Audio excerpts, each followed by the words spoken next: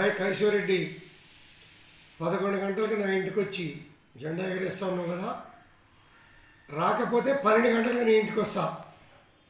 Broker నా కొడుక పార్టీలో చేరి పార్టీని బస్టు పట్టించింది కాక,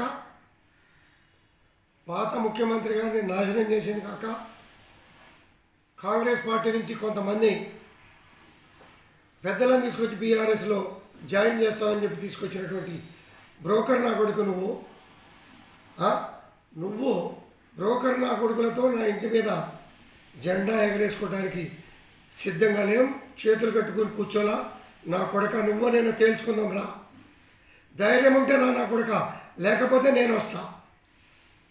నా పోలీస్ సిబ్బంది కూడా అవసరం లే, వాడో మేము తేల్చుకుంటాం. ఇది బీఆర్ఎస్ పార్టీకి నాకు కాదు యుద్ధం, కౌశిక్ రెడ్డి గారికి నాకు యుద్ధం. తేల్చుకుందాం. నువ్వు నేను బాంచ దేనికైనా సిద్ధమైన కొడుక రా, తేల్చుకుందాం.